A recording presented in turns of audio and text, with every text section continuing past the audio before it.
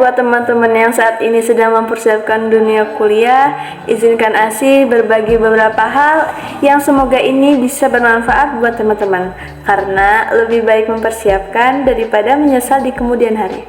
Sebetulnya nggak ada definisi khusus yang perlu kita bahas teman-teman, karena kehidupan kampus yang ideal itu bakal sangat subjektif, tergantung siapa, latar belakangnya seperti apa, sarana dan prasarananya bagaimana, bidang yang kita geluti seperti apa, dan sejenisnya. Untuk alasan video ini dibuat sebetulnya untuk memenuhi tugas mata kuliah public speaking, dan juga sebagai jawaban pertanyaan teman-teman yang tahun ini udah mulai kuliah nih. Sebetulnya apa aja sih yang harus dipersiapkan? Oke, di video ini bisa sekalian kita bahas dan semoga ada hal-hal baik yang teman-teman bisa ambil.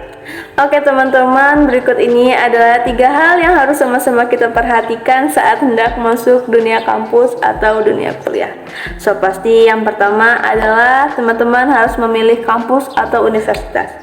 Itu sebenarnya memang penting, tapi kalau ada yang lebih penting justru adalah mempersiapkan mendesain dunia kampus, dunia kuliah, dunia mahasiswa, dunia yang seperti apa sih yang ingin kita lewati.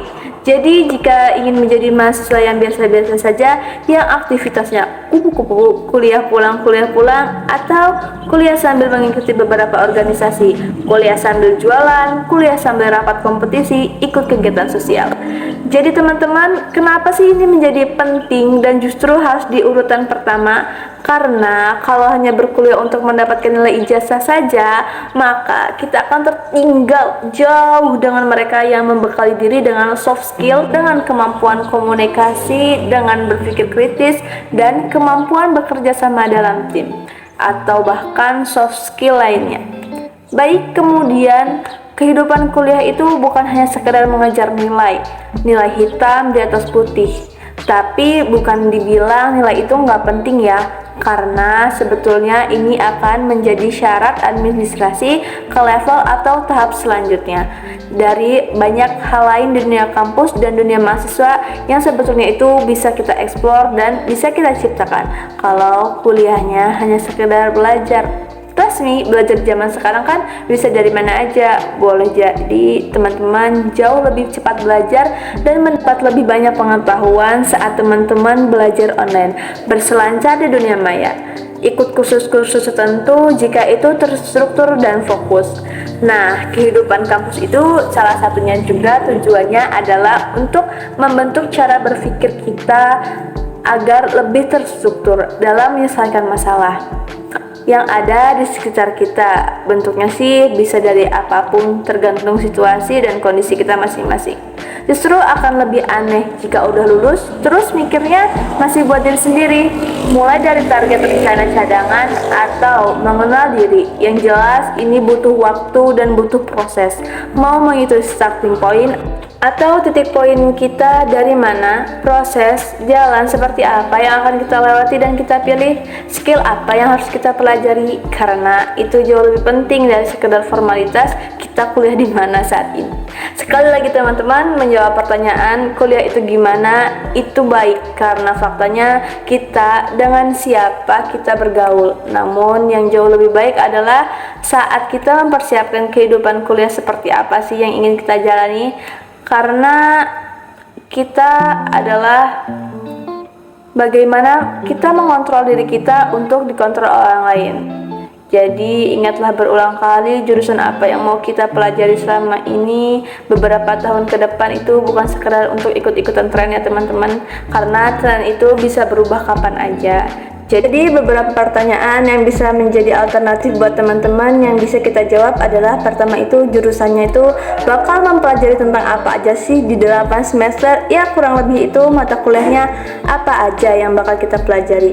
Kalau teman-teman bisa tahu dosen pengampu kuliahnya itu kira-kira bakal siapa, tentu akan jauh lebih baik lagi. Sebagai gambaran, lulusannya itu kira-kira berkarir di dalam bidang apa aja sih. Kalau teman-teman bisa terkoneksi dengan 1 atau 2 alumni dan bertanya tentang pengalaman mereka selama mereka berkuliah di sana, maka akan semakin menambah perspektif dan rasa yakin teman-teman untuk kuliah di jurusan atau kampus tersebut. Kenapa hal ini penting? Karena satu jurusan di kampus yang berbeda bisa jadi yang dipelajarinya berbeda, karena akan ada spesifikasi berbeda dari arah, dari jurusan, serta fakultasnya. Jadi itu berbeda teman-teman. Untuk yang saat ini S1 hendak mengambil jurusan IT, maka segera cari tahu kira-kira arah IT di kampus teman-teman itu bakal ke arah mana. Ada pilihan artificial intelligence, data science, atau game development, atau hanya secara umum saja. Contoh lainnya teman-teman, untuk yang mengambil S2 mau mengambil bidang international development, maka cari tahu bagaimana jurusan atau spesifikasi dalam kampus tersebut. Nah, hal ini tuh penting agar kita nggak menyesal di kemudian hari. Fenomena pindah jurusan juga bisa kita hindari. Dan yang lebih penting lagi, ini adalah bentuk dari pertanggungjawaban kita atas pilihan yang ketiga, yaitu keluarga yang memberi biaya untuk bisa sekolah. Dan untuk yang dibiayai oleh orang tua ataupun tidak mendapat uang saku dari orang tua, atau justru sebaliknya. Jadi teman-teman yang saat ini sedang sekolah atau kuliah sambil bekerja dan punya tanggung jawab untuk membiayai kebutuhan keluarga dan orang tua, maka diingat lagi nih, volume personalnya adalah bagaimana finansial kita saat kuliah tetap, dan harus menjadi pertanyaan yang mau nggak mau kita jawab, karena it's not just about finishing point. Untuk yang kuliah dibiayai oleh orang tua, maka kita harus bersyukur. Tapi next, mau sampai kapan sih minta sama orang tua untuk membiayai diri sendiri, baik dengan beasiswa maupun yang bekerja? Maka gimana nih caranya meningkatkan penghasilan manajemen?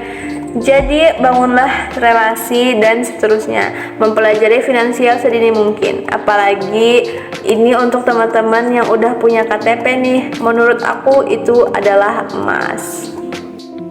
Nah, karena ilmu tentang finansial itu luas banget, mulai dari menabung hingga investasi, maka teman-teman bisa mulai dulu dari hal-hal yang paling simpel. Jadi selama ini uang yang kita dapat itu sumbernya dari mana ya? Kalau masih dari orang tua, kapan sih bisa menghasilkan sendiri? Kalau udah bisa menghasilkan sendiri, kapan ya bisa menabung dan ngasih ke orang tua? Kalau sudah sampai di situ, kita mulai masuk ke tahap berikutnya. Gimana sih melipat gandakan uang? Nah teman-teman, setidaknya 3 hal tadi akan menambah perbendaharaan pengetahuan, perspektif, pengalaman, relasi, atau pertemanan. Jadi bangunlah skill, dan yang kelak ini semuanya akan tentu dibutuhkan saat teman-teman lulus nanti. Kalau kita bisa cicil dari sekarang, sedikit demi sedikit, pelan-pelan, maka bakal sangat membantu nih buat 2 atau 3 tahun ke depan. Nah, kalau ada nih dari teman-teman yang mau menambahkan, maka aku akan sangat berterima kasih. Jadi sebelum terlalu jauh ya, 3 hal tadi itu aja sudah bisa menjadi jumpstart yang baik untuk memulai mindset menjadi lebih terbuka, melatih sikap bertanggung jawab, berani mengambil keputusan. Yang semuanya itu adalah bahan bakar untuk menjadi lebih percaya diri dan lebih antusias menjalani hari sebagai mahasiswa tentunya.